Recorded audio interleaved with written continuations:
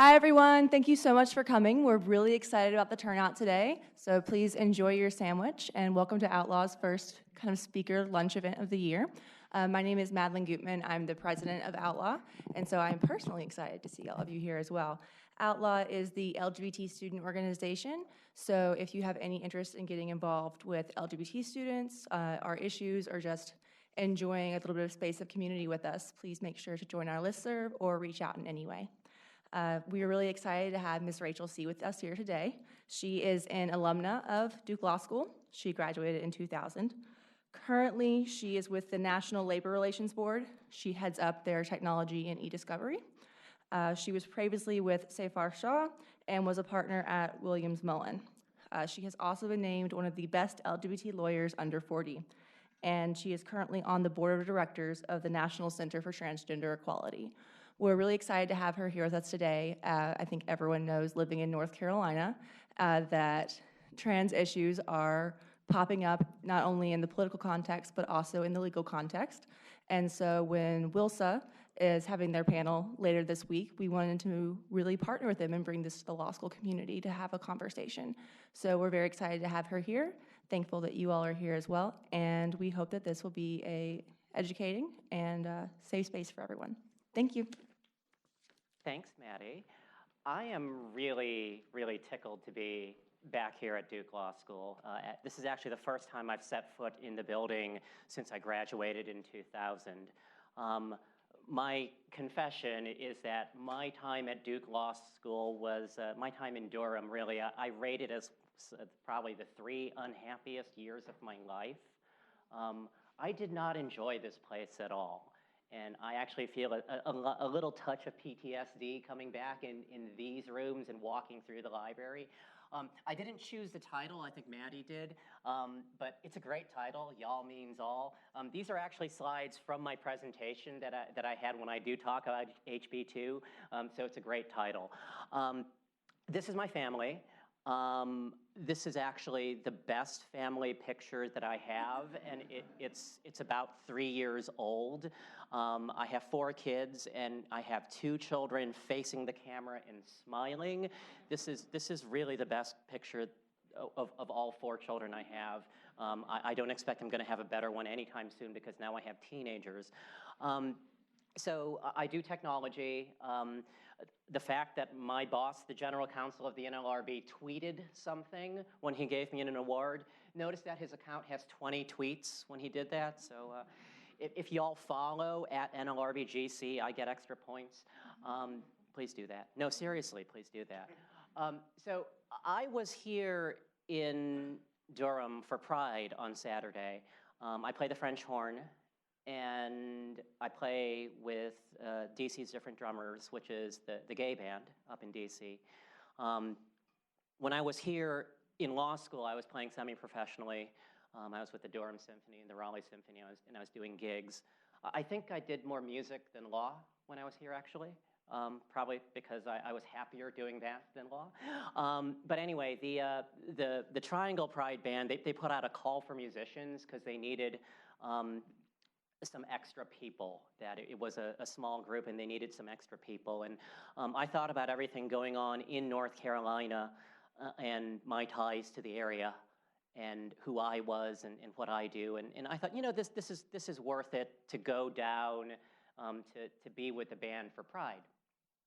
And I realized that since I'm making that 5-hour drive from DC, it made sense for me to reach out to the law school and to see if there's anyone who might be interested in hearing what I have to say. So thank you for coming out. I appreciate that. I do a lot of these talks. I am actually fairly well known within the federal government for talking about trans issues and for talking about how the federal government and how employers in general can be more inclusive. So a lot of this speech, a lot of this presentation is kind of a canned presentation. It doesn't have to be a canned presentation. You can certainly heckle me. I like being heckled. I won't call on anyone. I promise I won't call on anyone. But you know, I think that as a openly transgender lawyer, And as one of the people on the very, very small club of former or current large law firm partners who are openly transgender, it's a really small club, right? And so perhaps by sharing my story with you, I can prompt you to think about the way the legal profession is becoming more diverse or is creating barriers to diversity. So before I go into my canned presentation, let me tell you a little bit more about my own journey. For me, the hardest person to come out to was me. That for the vast majority of my adult life, I was deeply, deeply, deeply in the closet. And for the first 10 years of my professional life, I was at large law firms. I was living the big law life, billing 2,300 hours a year, which is absolutely miserable. Anyone that's thinking of doing that, really quality of life from billing 2,300 hours a year sucks. It's really horrible. It took a toll on me, and I think honestly, I worked really hard, so I wouldn't have to deal with a lot of my personal issues. Things came to a head for me in 2006 when staying in the closet became more and more difficult. But then I was at Sci-Farth, and I regarded coming out as career suicide. So I stayed in the closet, and I chose to stay in the closet. In 2008, I received an offer from Williams Mullen in Richmond. I thought it was an offer I couldn't refuse. They said, we're gonna make you a partner down here. We want you to come here, become the chairman of our e-discovery department. We want you to build your practice here and do e-discovery for all of our clients and make lots of money. And so I figured, well, hey, instant partnership, this is an offer I couldn't refuse. So I took it and I moved my family to Richmond, the capital of the old Confederacy. So they fired me in 2010 when the numbers didn't work out, because a lot of people's numbers weren't working out in 2010, right? And I have said many places that being fired from Williams Mullen, in the most literal sense of the word, it saved my life. I found a port, any port in a storm, right, with the National Labor Relations Board working for the government. And I came out a year after that with the support of my upper management, with the resounding support of the general counsel and the chairman, and a lot of the people that I worked with. I don't think I could have done that at a firm. I certainly could not have done it at Williams Mullen. The firm culture back then and the message that I was getting as an Asian American male attorney, how I was fitting in as a partner, as a non-white partner who didn't belong to the right country clubs, who really didn't like going to the strip clubs with his partners. Yeah, they only stopped reimbursing the strip club in 2007, the year before I joined.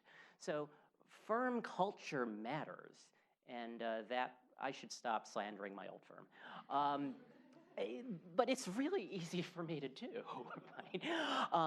So the thing about the government, the thing about the NLRB is that I had the support of upper management. And I'm management.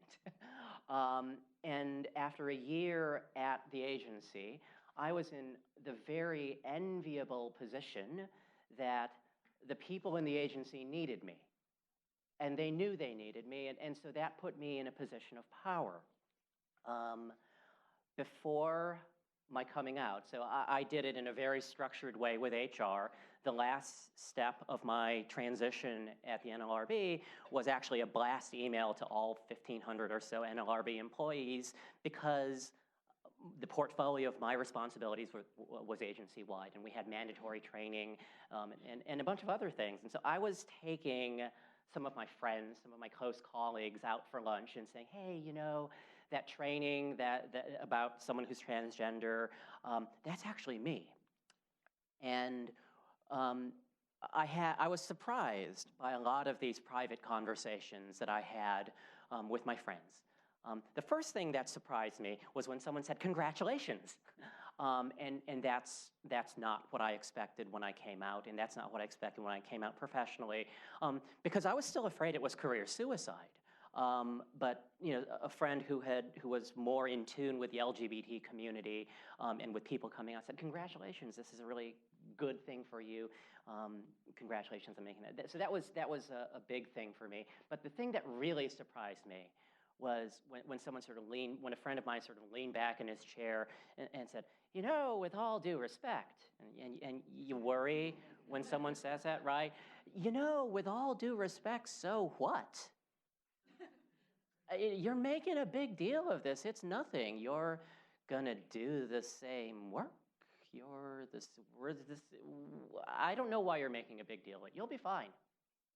And I was fine.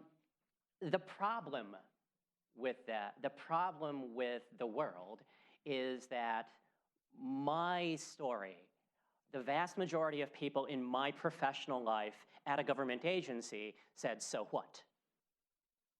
And I don't think that's the experience of a lot of other people without the massive amount of privilege that I have, not just being a lawyer, having a law license, and having the head of the agency regularly check in on me and say, "Hey, how's it going?"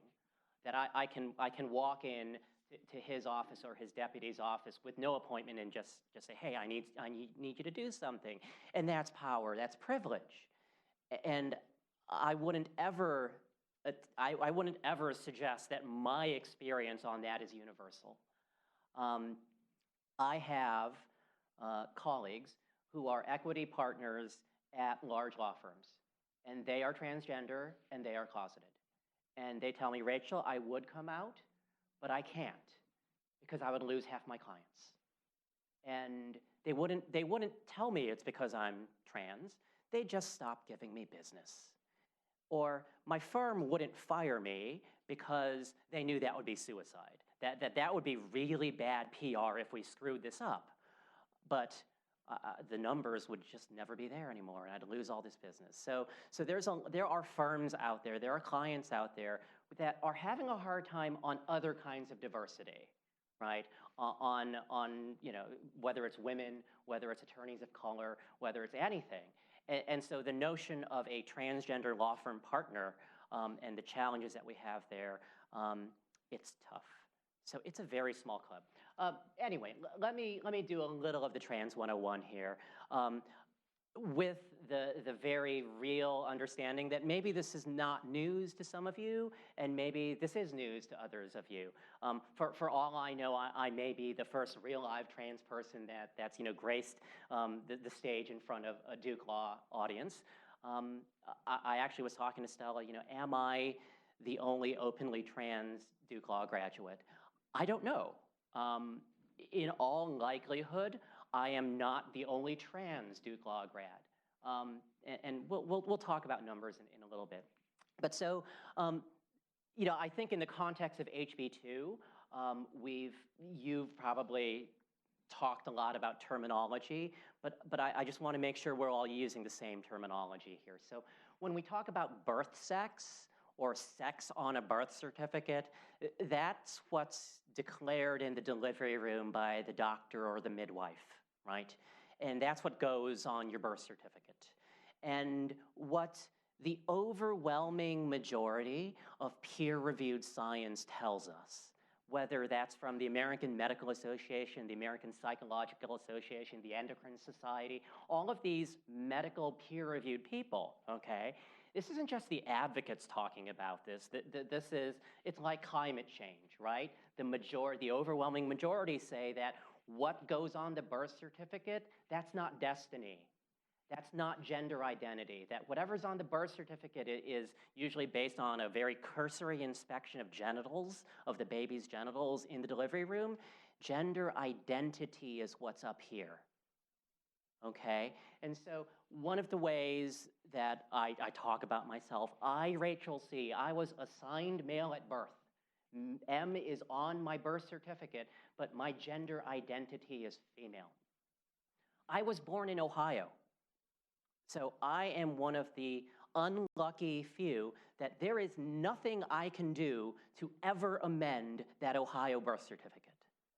There are states, most other states have very poorly documented procedures for updating birth certificates, some of which require a lot of legal work. There is case law in Ohio that prevents me from ever updating my birth certificate.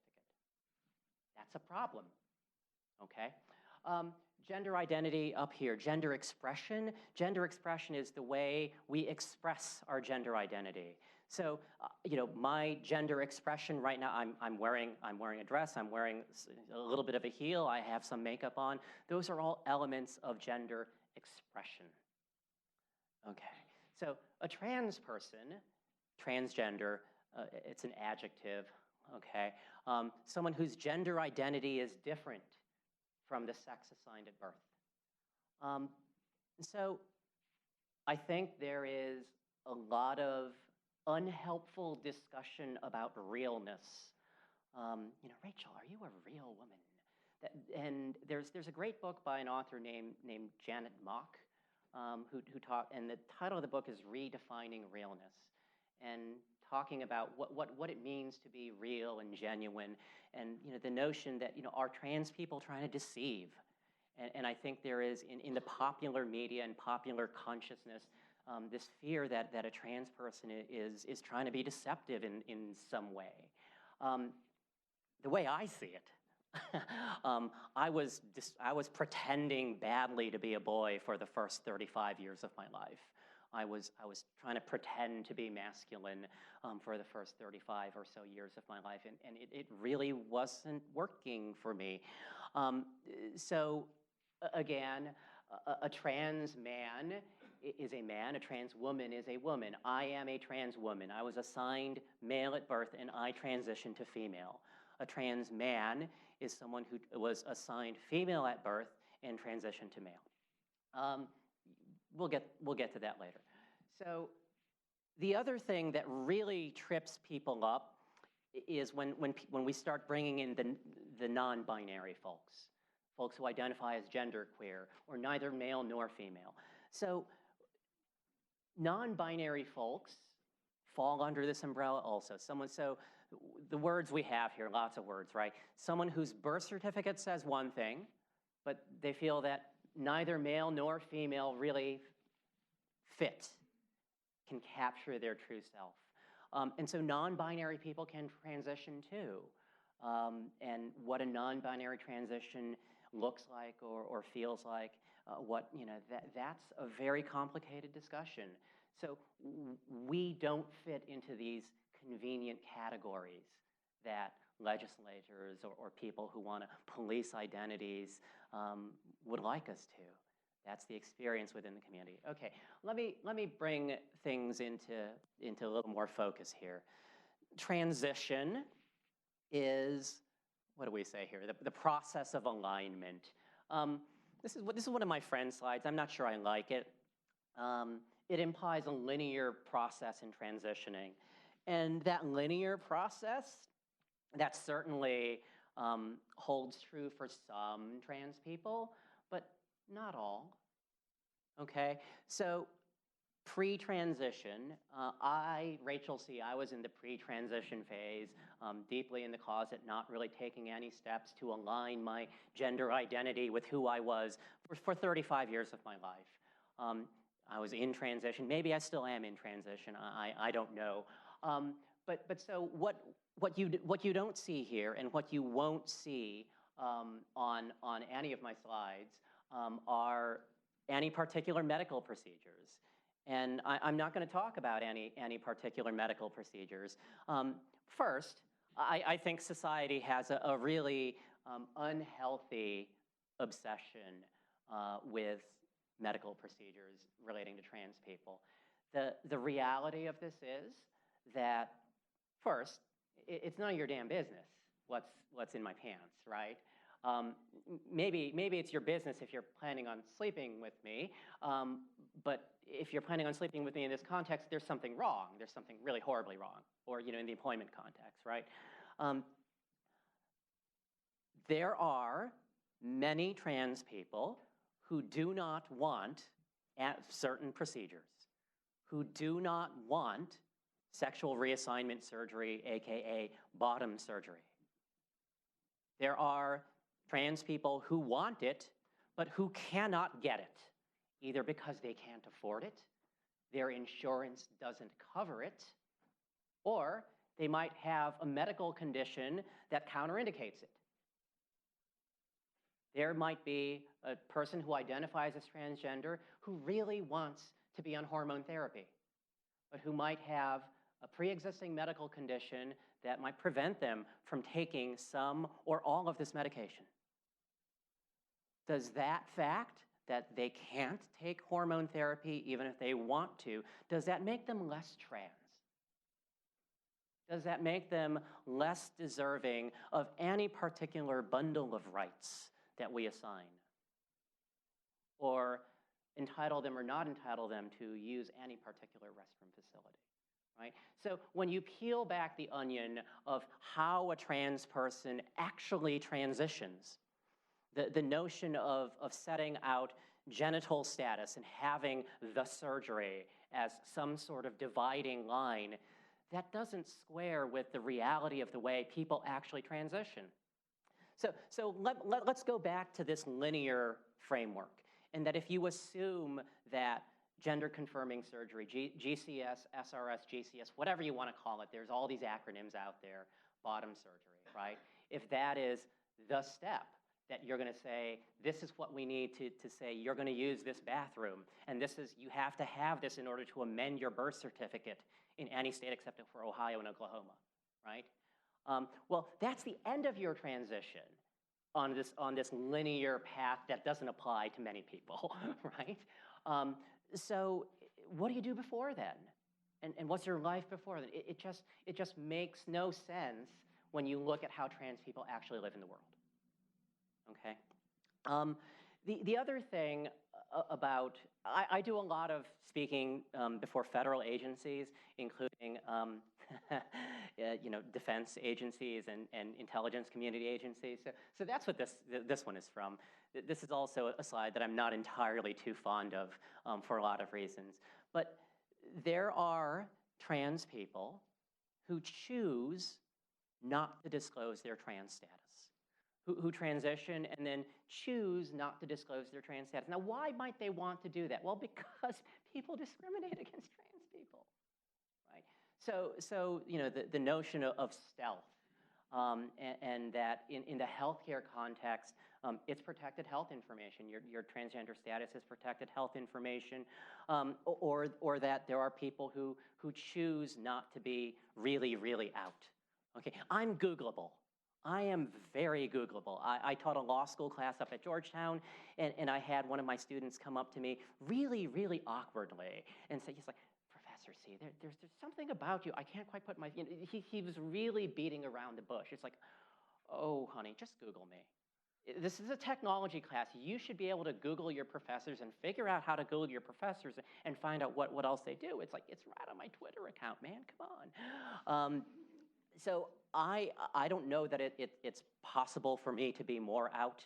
I've been interviewed on, I've been asked about whether or not I've had genital surgery on live TV. You've never really, it's like, wow, this is live TV and you're asking me about my junk. Wow, why? So you can look up that clip if you want. It's a fascinating clip. But my point is, that if you figure, every trans person needs to wear some sort of green bracelet in order to use the bathroom, and a school district tried that, and that just got shot down by a federal court, that there are folks who choose not to disclose their trans status. Again, gender transition is different from everyone. There's folks that I know who have lived in their preferred gender assigned, who have transitioned and have decided 20, 30 years after transitioning that they actually do want certain medical procedures. And so is there an endpoint to transition? Well, for some people, yeah, and for other people, no. Okay, so I'm talking way too much about this stuff. This is a campaign let's talk about some actual trans people besides me, right? This is a campaign that ran in Washington, D.C., my home city. And these posters were on the bus shelters. So you know, you giant 5-foot, 6-foot tall posters on on the bus shelters around D.C. And you know what the Office of Human Rights, the DC OHR, pointed out was that you know, trans people are people, and they're part of the fabric of DC. On your right there, that's my friend Wes. He's an attorney. He used to work for the Department of Labor. He now works for the Department of Education up in Philadelphia. You know, Wes is a guy. He's a trans man, and he's part of DC. Treat me the way any man would want to be treated, with courtesy and respect. That, my friends, is the trans agenda. Treat trans people with courtesy and respect. It shouldn't be a revolutionary idea. So, you know, again, the faces of trans people out, you know, in DC. This is my friend Ash. Ash identifies as genderqueer. They use, you know, they and them for their pronouns. You know, the quote from Ash: "Some think I should dress more like a woman, some think I should dress more like a man. I may not fit ideas about gender, but I'm a part of DC." And you know, Ash is also a lawyer, actually, now that I think about it. So you know, trans people are there. One of the things that I'll challenge you on, who is a trans person and what you think about when you know, you think about who trans people are, is that I think maybe HB2 has changed this, and all of the dialogue and arguments have changed this, but I think that a lot of the rhetoric deals with trans women, right? And so when we ask who is a trans person, let's not forget that we don't all look like reality television stars, right? That to be transgender in the world, in America in 2016, that's not just people who are reality television stars. That's people like Ash, okay? This is Buck Angel.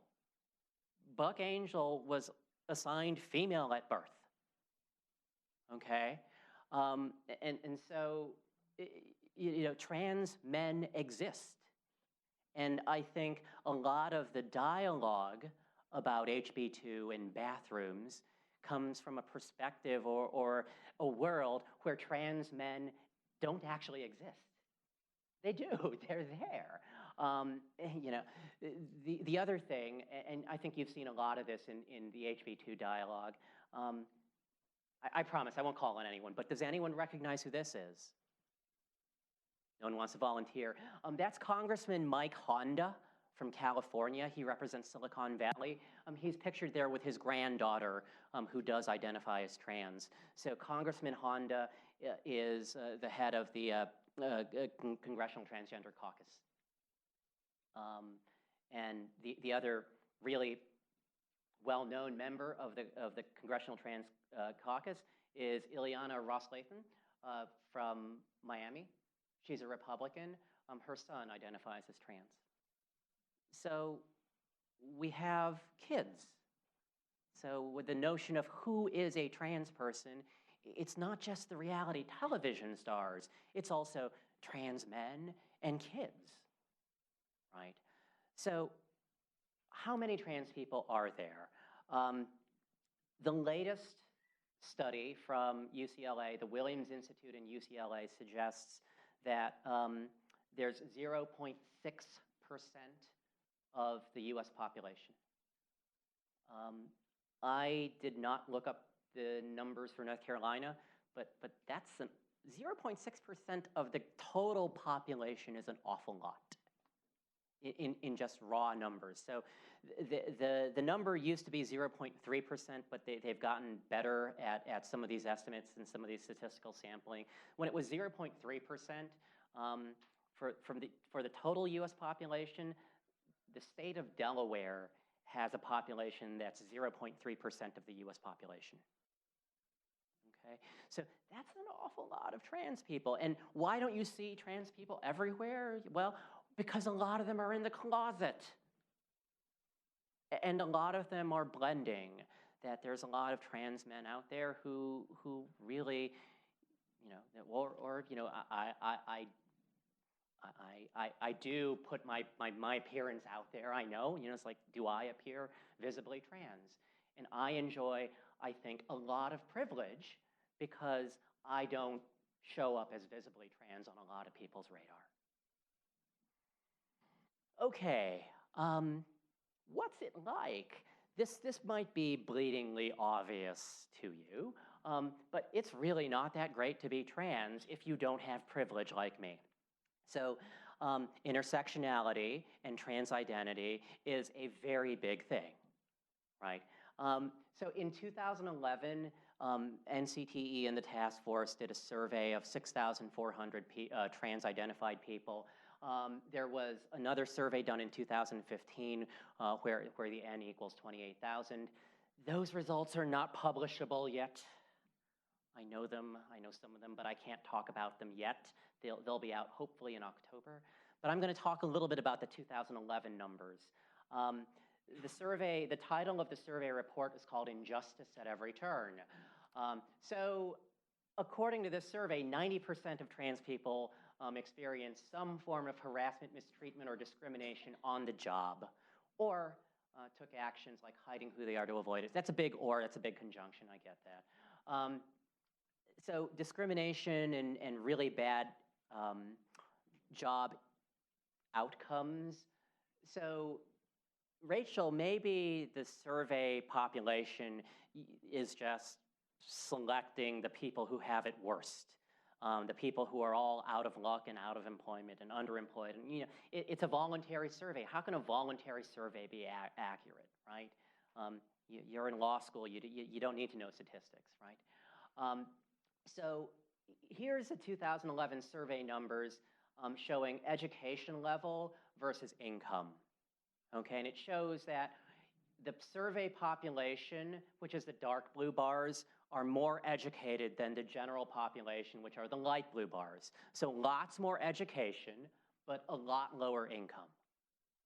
Okay, so there's trans people who not only fear that by coming out, they'll lose their job and be unable to find a new job.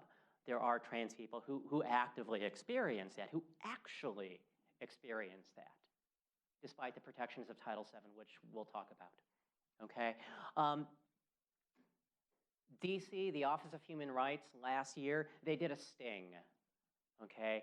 They did some blind resume testing where they sent almost the exact same resume to places advertising for jobs. And they said, well, this testing project confirms the unfortunate truth that trans people experience employment discrimination. Surprise, surprise. What did they do? So they had Mary Fitzgerald, who disclosed she was trans on her resume. How'd she do that? Well, just like this, Mary Fitzgerald, legal name Mark Fitzgerald. And that's the only notion that Mary's trans on this resume. And she has slightly higher grades and slightly more work experience than the non-trans control. Okay, so they send the same resumes to the same companies posting. What do you think happens? 48% of the employers preferred the non-trans person, with 33% offering an interview to the less qualified applicant. It's a sting, right? With the restaurant industry having the highest, it's like, well, it's fit. It's a poor fit, right? So let's talk about OCI. And let's talk about what it means to be visibly trans and go through OCI. I got your attention, see? So I have a friend who is at a top 20 law school and was in the top 10% of her class. She went through the OCI process. So being at a top 20 law school, top 10% of your class, how many callbacks do those kind of people get? Right? You do that math in your head, your typical outcomes for someone with those credentials and excellent grades, top 10, top 10% of her class. She was visibly trans. She got one callback. One. And this is with law firms that tout diversity, that say diversity is important to us. We're great at LGBT diversity. But somehow, my friend who is openly trans at this top 20 law school only got one callback. And you know, that firm gave her an offer, and they said, everyone else's loss is our gain. And she's currently a second-year associate and doing hopefully great work.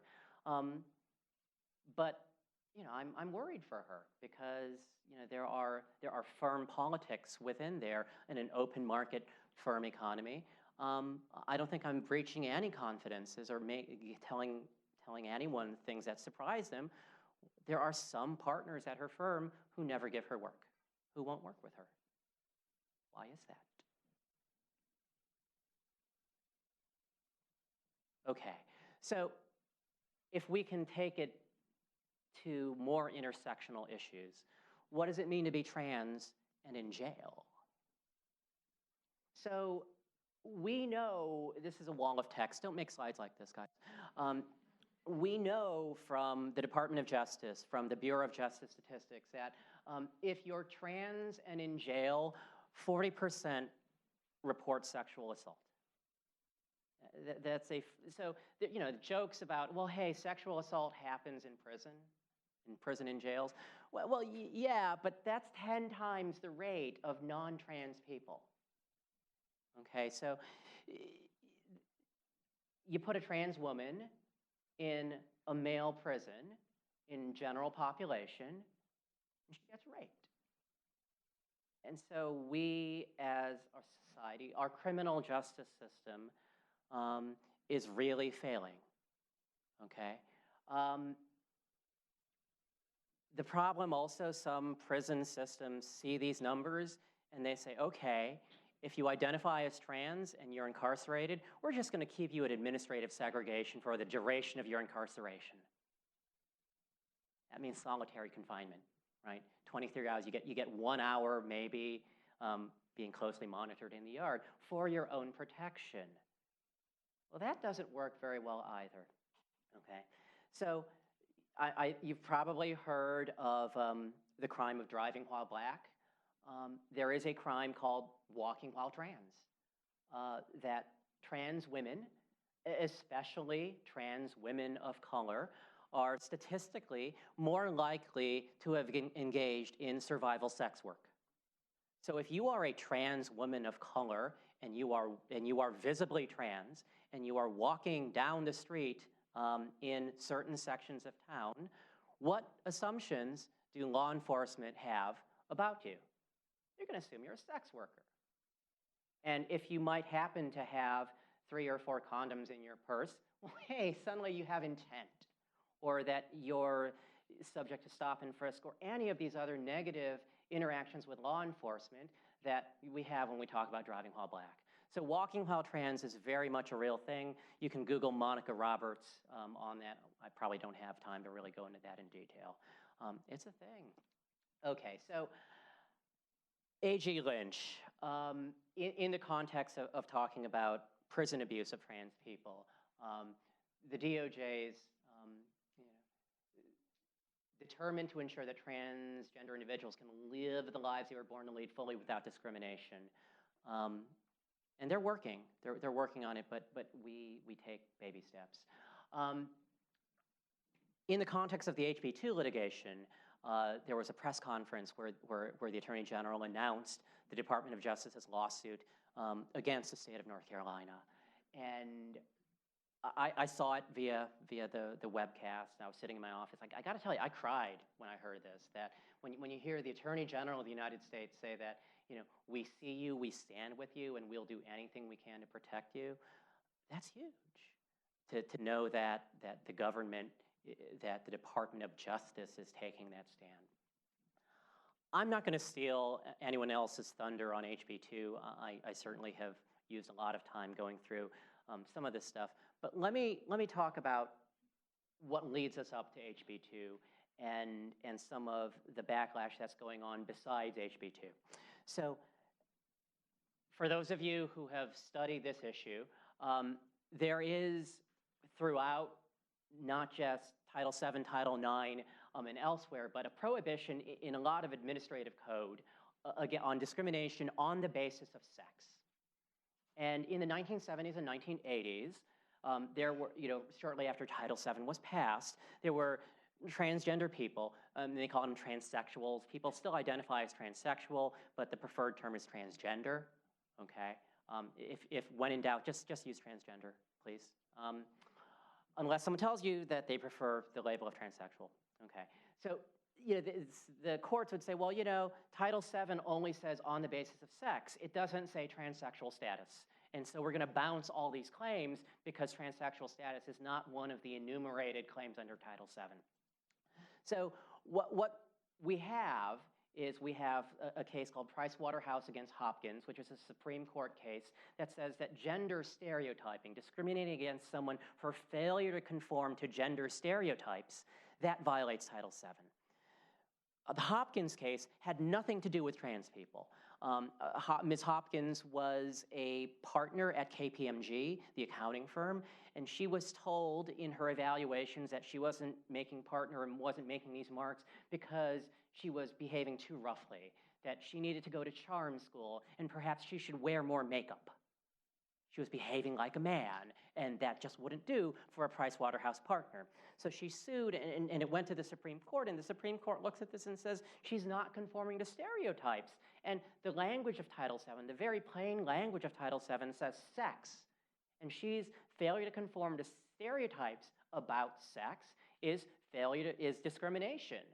If you're discriminated against because of fail to conform to stereotypes, that's discrimination on the basis of sex. So since 2008, up until this year, the overwhelming majority of federal courts that have looked at this and applied Pricewaterhouse against Hopkins have said that discriminating against a trans person because the trans person doesn't conform to stereotypes about sex, that violates Title VII. So the rhetoric on HB2, the rhetoric we hear from the Alliance Defending Freedom and these folks is that the Obama administration is creating new law. So go ahead and key cite Smith against City against Salem, Glenn against Brumby, all of these. Again, the vast, vast majority from 2008 onward applying this law have said, yeah, this is sex stereotyping. This is a valid sex stereotyping claim. Don't really have time to go into all of that law. That's probably an hour by itself. So what Eric Holder said in 2014 is looking at all what the EEOC was doing.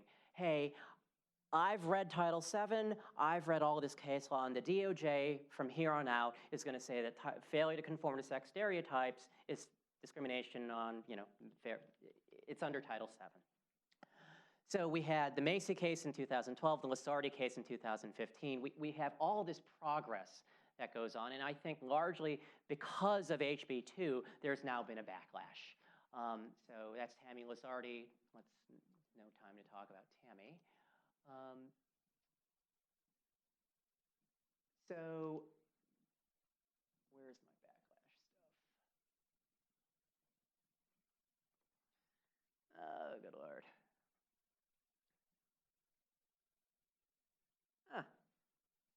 This is what I get for throwing my slides together and pasting them in at the last minute. Okay, so the RG&G funeral homes case out in Michigan, this is an opinion that was actually last month. And it's the intersection of this notion of sex stereotyping and RFRA. So the funeral director transitioned on the job and was immediately terminated and brought a Title VII case against her employer. The employer raised the defense that we are a small business and we are a Christian company. And someone transitioning and someone assigned male at birth who wants to wear a skirt goes against our Christian principles. The EEOC sued, and you know what happened? This court applied Hobby Lobby and said, whatever the EEOC's position on Title VII, this was not the least restrictive means to enforce Title VII. However, the court also observed that, the EEOC is bound by certain Sixth Circuit technical things, and if the field director brought the case herself, this least restrictive stuff might not apply against her. So, there's lots of room to drive a very large train through that, but I think when we look at Hobby Lobby and the way that that's being applied against trans people, yeah, there's a lot to talk about there. So in the 5 minutes I have remaining to me, let me give you a few parting thoughts. So this is a study from Toronto on trans youth, okay, and whether parents are supportive of the trans youth's identity. So the numbers in blue are the youth with supportive parents, and the numbers in yellow are the youth with unsupportive parents. And so where the parents reject their children's identity, they're probably not going to kick them out of their house. And by the way, for homeless youth on the streets, the vast majority are LGBT. And anecdotally, there's a lot of homeless LGBT youth that are coming out of fundamentalist Christian families. Okay, but the number I'd really like you to focus on is attempted suicide. So we have a 57% suicide attempt rate for trans youth whose parents reject their identities. And what's gone on here in North Carolina and the way the rhetoric that's been levied against trans people, the kids hear it. And I think it's having an effect on our youth and on my people. Because, hey, I'm pretty resilient. I would like to think I'm pretty resilient. I've been misgendered by opposing counsel on the record. That was fun. and the judge jumped all over it, and I actually have that bit of transcript framed in my office because that's the kind of person I am. But some of our youth, they're hearing this rhetoric, and it's pretty bad. So if you want to build a reputation of respect, think about reputations within the community and reputations for being an open and accepting place, or a progressive place, or a progressive state. And think about what damage to the reputation of an institution or a state having a reputation of inhospitability has for you. And so with that, thoughts on any of these questions. A lot of this I do in the context of training employers and in the HR context. So maybe it doesn't apply to you all here, but sort of a tips on politeness, because hey, we're in the South, we talk about politeness, right? So disclosing someone's trans status. So I do a lot of public speaking, and I do a lot of public speaking on e-discovery, right? And I can talk your ear off on e-discovery if you really want. But some people on the e-discovery speaking circuit, attempt to introduce me with my LGBT credentials and, talk about how Rachel C., an openly transgender attorney, or transgender attorney Rachel C. It's like, well, what does that have to do with my e-discovery experience?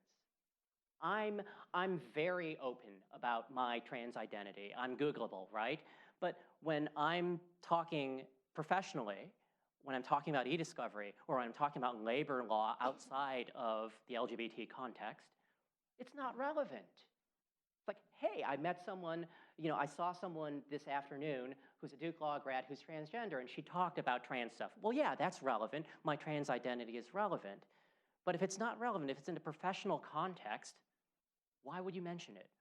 Is it some sort of prurient interest or some curiosity? You know, are we behind glass? You're like, look, it's a trans person. So think about the way you react to that, and the way you point that out to folks. You know, in the context of providing services in the clinic setting or otherwise to trans people, sometimes their trans status and the steps they might have taken to update identity documents, or, you know, in the medical provider context, sometimes that's very relevant.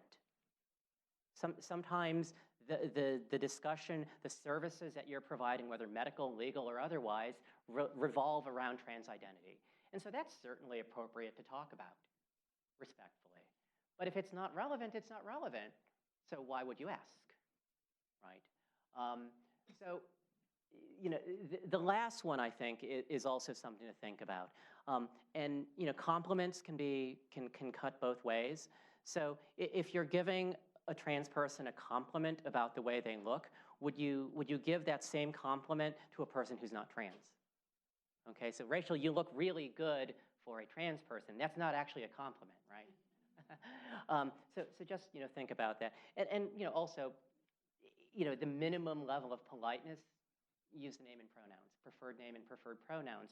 On the IT side, on the institutional side, we've had institutions fall really, really short of this.